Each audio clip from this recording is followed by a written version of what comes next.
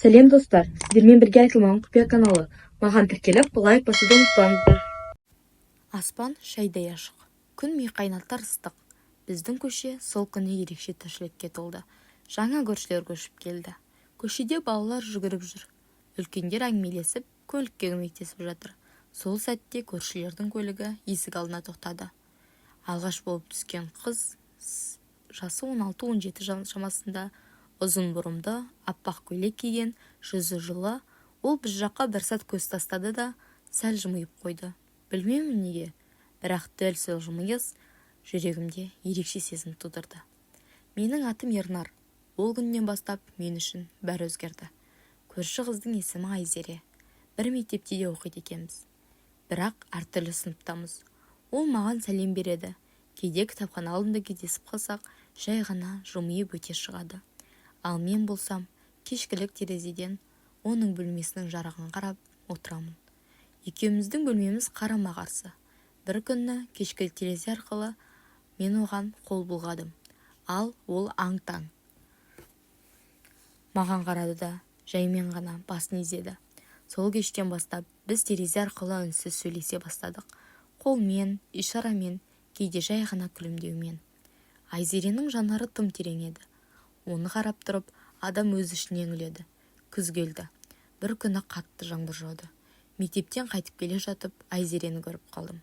Қолында қолшатыр жоқ, сіркіреп тұрған жаңбырдың астында келе жатыр. Үстіндегі киімі су болған, шашы жабысып қалыпты.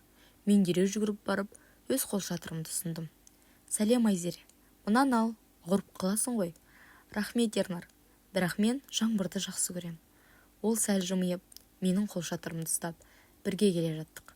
Сол сәттен кейін арада үнсіздік азайды.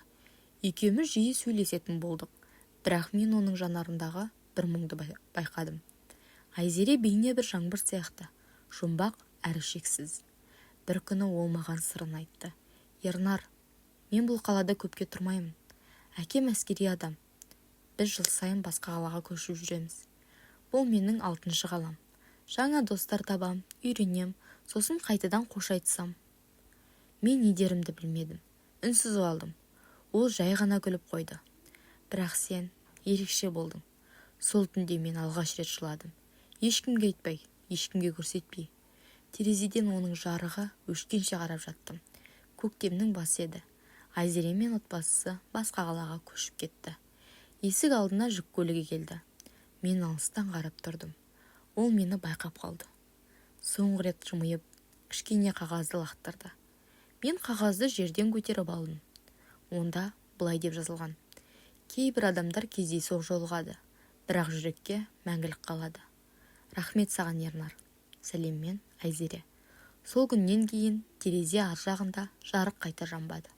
Бірақ мен әр кеш сайын соған қарап, сол бір жымиысты есіме аламын. Айзере кеткеннен кейін уақыт баяу өтіп жатқандай көрінді. Мен күнде мектепке барып, сабағымды оқимын. Бұрынғы достарыммен араласамын, бірақ жүрегімнің бір түпкірі бос қалғандай. Әр көктемде сол күн есіме түседі. Оның жымиысы, терезе ар жағындағы бейнесі, бәрі менімен бірге өмір сүріп келеді. Университетке түстім. Басқа қала, жаңа адамдар. Бірақ Айзеренің лақтырған қағазын әлі күнге дейін әмиянымда сақтап жүрем. Кейде оны алып оқимын да. Қайта салып қоямын, үнсіз.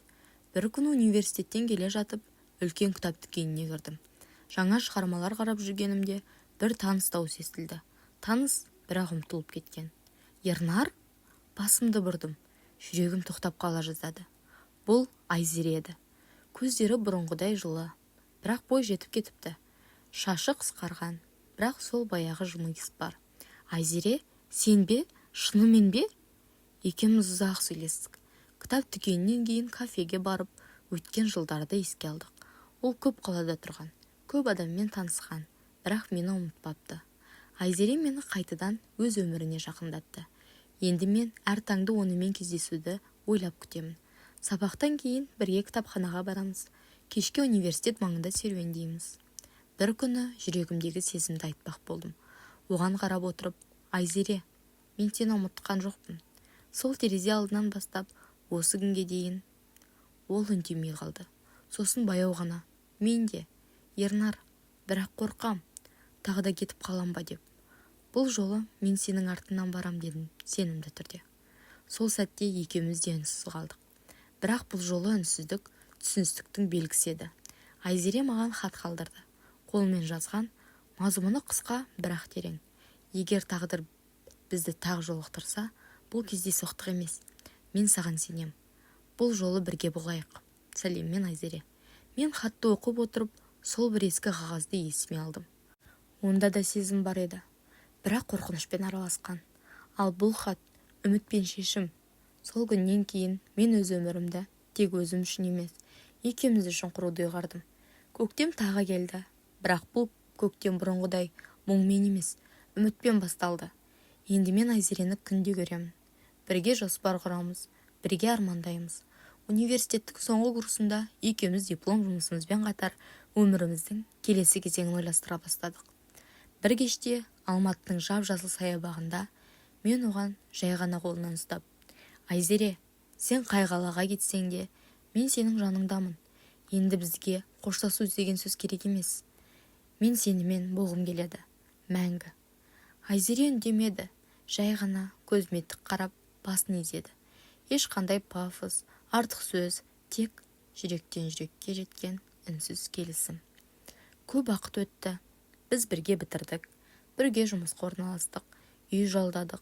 Көп қиындық болды, бірақ бір-бірімізді жоғалтқан күндерден кейін ештеңе қорқынышты емес. Айзере бұрынғыдай кітап оқығанды жақсы көреді. Кейде кешке ол терезе алдында отырып кітап оқиды. Мен ішімнен күліп қоямын. Бәрі сол терезеден басталған еді ғой, деп. Қазір біз бірге өмір сүреміз, бірге күлеміз, бірге еске аламыз. Кейде ескі көрші үйдің жанынан өтіп бара жатып, мен оған мына терезеден бір қыз жымиып қарап тұратын деймін. Ал ол күліп, бір жігіт үнсіз қол бұлғап тұратын дейді. Бүгін ерекше күн. Көшеде көктемнің хош иісі сезіледі. Аспан ашық, күн нұры алақандай көшемізге төгіліп тұр. Мен қолыма бір кішкентай гүл ұстап, баяу қадаммен баяғы үйіміздің алдына келдім. Балалық шағым өткен көше, көрші тұрған ескі үй, терезесі сол қалпы. Терезенің ар жағында ешкім жоқ, бірақ мен сонда ұзақ қарап тұрдым. Әлі де ішімде сол бір сәттерді, сол бір қыздың жымиысын іздейтін әдетім қалған екен. Бұл сағыныш емес, бұл алғыс. Сол сәтте артымнан таныс дауыс естілді. Сен әлі де осы терезені ұмытпаған екенсің. Басымды бұрып едім, Айзере. Қолында термос, иығында сөмке. Ол маған қарап жымиып тұр. Сол баяғы жымиыс, сол баяғы көзқарас. Бірақ енді біз бөтен емеспіз. Біз өткенін қадірлеп, бүгінге бірге жеткен жандармыз. Бұл терезе бізге көп нәрсе берді, дедім мен. Я, деді ол жай ғана. Бұл терезе мені саған, сені маған әкелді. Біз үнсіз тұрып қалдық. Айнала тып-тыныш, аспан көгілдір, ал жүрек толы махаббат. Сол сәтте мен түсіндім. Кей сәттер мәңгілікке созылмаса да, оның ізі жүректе мәңгілікке қалады екен. Кейде бір терезе бір ғұмырға себеп болады.